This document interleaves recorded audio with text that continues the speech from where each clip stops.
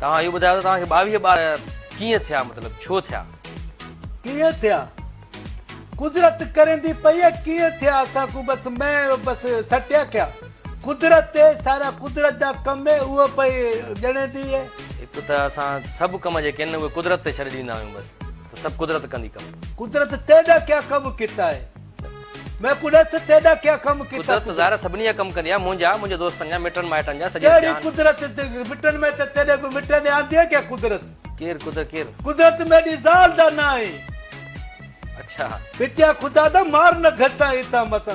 तव्हांजी हिकिड़ी शादी थियल आहे? हां, हिकिड़ी शादी मां 22 ॿार? हिकिड़ी शादी आहे, उन मां 22 ॿार? अल्लाह दी महिरबानी आहे, 22 ॿार। पोइ हिकिड़ी ज़ाल ते एतिरो लोड?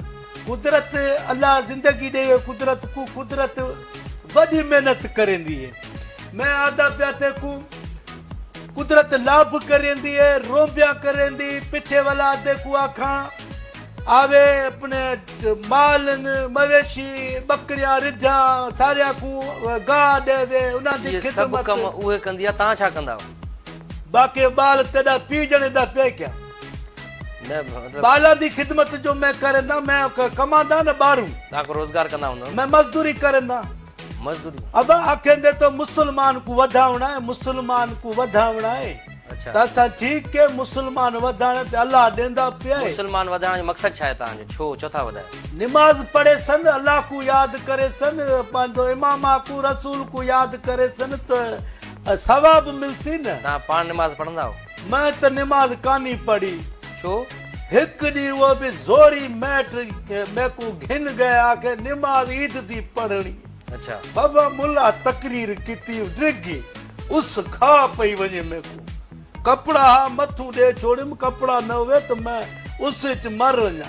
असा वणा दे हेर के वण दे हेठू छावा दे हेल के ए वाला उस ते बिला छोड़न खल्क को मां का नमाज बस मेरे पुत्र हनु पढ़सन, असा को दुआ मिलसी। मौलवी आ क्या तुसा पुत्रा को नेक करो, तुसा को जन्नत च गिनवे। 22 ॿारनि जो तव्हांखे औलाद आहे, हुन में पुट घणा अथव?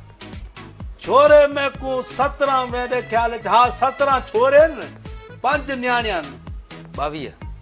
22 17 ॿार माना 17 पुट ऐं 5 तव्हांखे धीअर।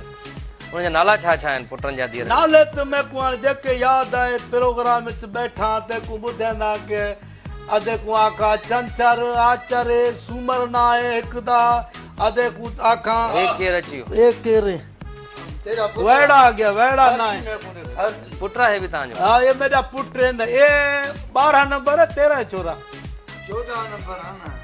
ये नंबर भी मैं ये पूछे तो मानू खिलदे तो जूतिया ने नंबर दसे नहीं। अच्छा बाबा हाणे ॻाल्हि ॿुधे, प्रोग्राम तो हले, प्रोग्राम में अची आ। चुप त कर, मैं कुत्ते दा पुट्री में प्रोग्राम में भगांदा पे छोरे पुत्र मेरा प्यारा इनको 5 रुपया दे, मैं तो को देना। खुश कर एतिरा ॿार छो था ॼणो जॾहिं उनखे ख़र्च बि नथा ॾेई सघो था? बाकी तुसा बाकी साडे दोस्त थे बैठे हो, साडा इंटरव्यू के करंदे। चुप त कर, विच च ॻाल्हांदा कुत्ता।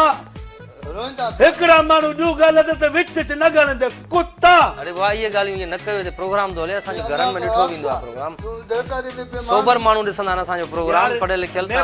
तू ये जेकी ॻाल्हि करे तो केड़े सोभर माण्हू दे ख़बर है। मूं वटि कोन्हनि पैसा।